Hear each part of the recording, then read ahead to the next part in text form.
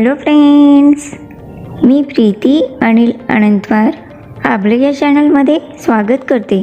आज आपण ओल्या नारळाची वडी बनवणार आहोत. चला तर पाहू त्याची कृती. मी इथे ओलं नारळ घेतलेलं आहे एक. इथे जाड किसणी घेतलेली आहे. याला किसून घ्यायचं आहे किसणीने, किंवा तुम्ही मिक्सरमधून सुद्धा काढू शकता. मी इथे किसणीने, खूप जाड नाही आहे, खूप बारीक पण नाही आहे, मीडियम साईजची किसणी आहे ही.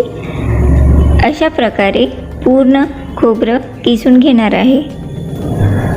सर्व खोबरं मी इथे किसून घेतलेलं आहे.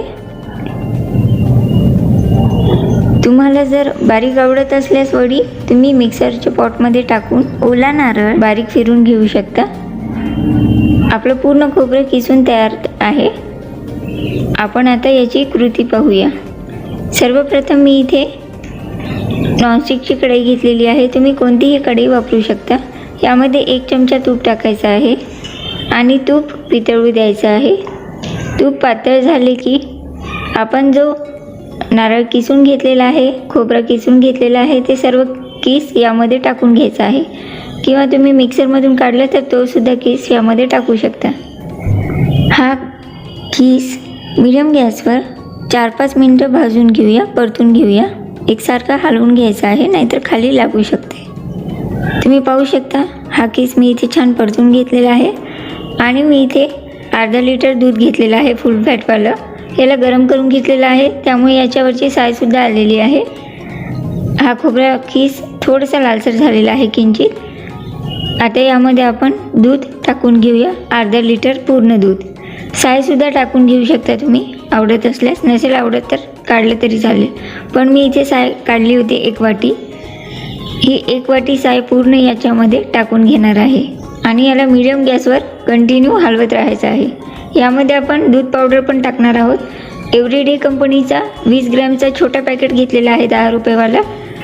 हे दूध पावडर मी नंतर टाकणार आहे. सध्या आपण हे मिश्रण हलवून घेऊया चांगलं.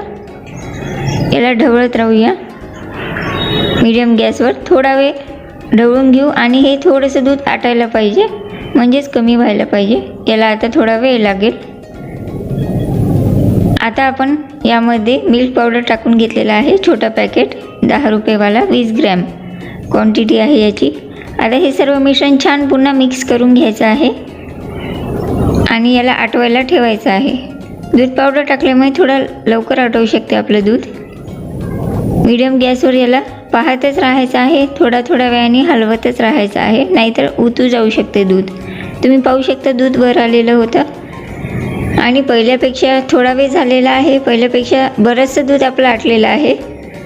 अजून थोडा वेळ राहिलेलं दूध पण आटवून घेऊ.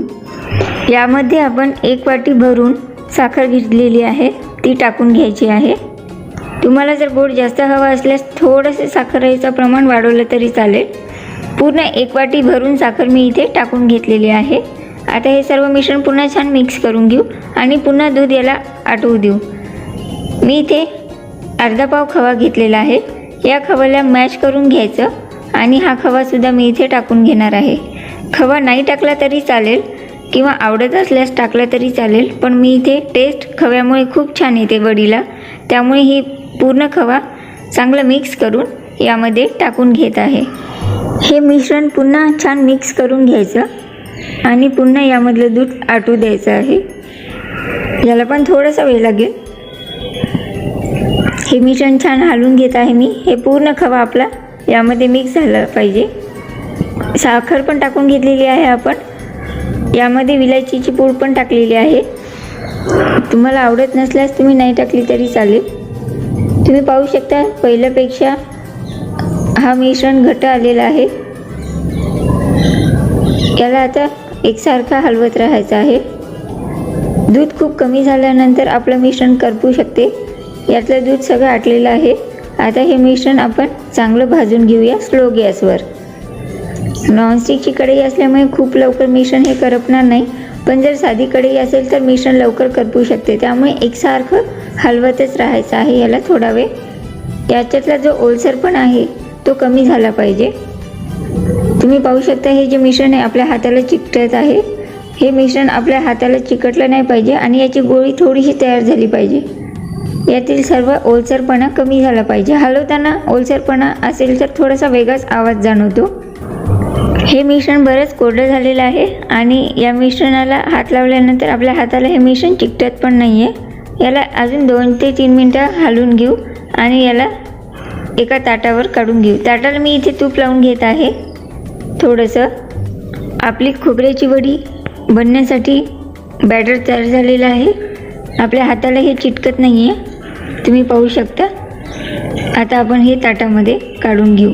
अशा प्रकारे ह्या वडीचं बॅटर तयार झालं की आपण याला काढून घ्यायचं आहे. हे वडीचं पूर्ण मिश्रण आपण ताटात काढून घेतलेलं आहे. ताटामध्ये सर्व साईडला एकसारखं मिश्रण पसरून घ्यायचं आहे. तुम्ही पाहू शकता मी हे सर्व मिश्रण ताटामध्ये पसरून घेतलेलं आहे. गरम असल्यामुळे खूप सांभाळून पसरवायचं आहे. नॉनस्टिकची कढई असल्यामुळे मिश्रण काही चिटकलेलं नाही, पण दुसरी कढई असेल तर मिश्रण चिकटू शकते. आपण जे ताटामध्ये मिश्रण काढून घेतले यावर तुम्ही ड्रायफ्रूट्स टाकून सुद्धा थापून घेऊ शकता. या मिश्रणाला चाकूच्या साहाय्याने तुम्हाला हव्या त्या आकाराच्या तुम्ही वड्या पाडून घेऊ शकता. आपण आकार देण्याच्या अगोदर जेव्हा आपण थापून घेतो तेव्हा ड्रायफ्रूट्स टाकून पण थापले तरी पण ती वडी छानच लागते. पण मी इथे ड्रायफ्रूट्स शेवटी गार्निशिंगसाठी वापरलेला आहे.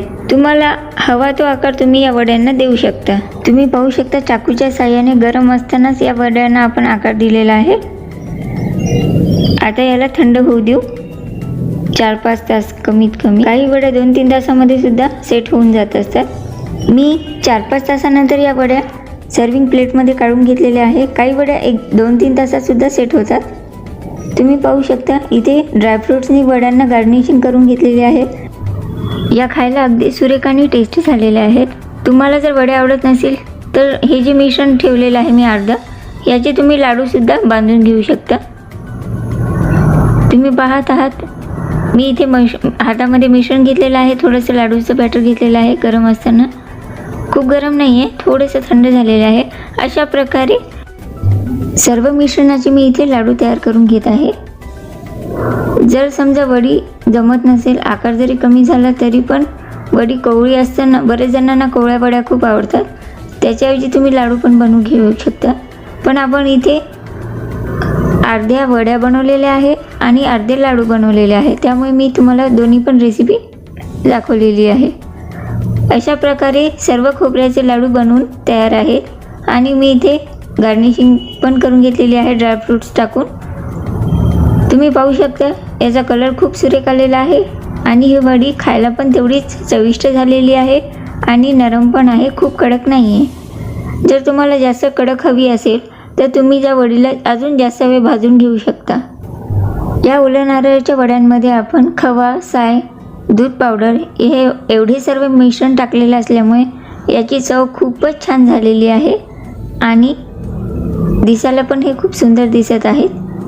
चला तर तुम्ही पण याची रेसिपी नक्कीच ट्राय करा. तुम्हाला जर हा व्हिडिओ आवडला असेल तर या व्हिडिओला लाईक करा. माझे व्हिडिओ तुमच्या फ्रेंड्सना नक्की शेअर करा आणि अशाच नवनवीन रेसिपीज जाणून घेण्यासाठी माझ्या चॅनलला नक्की सबस्क्राईब करा व तुमचे कमेंट मला कमेंट बॉक्समध्ये नक्की कळवा. थँक्यू.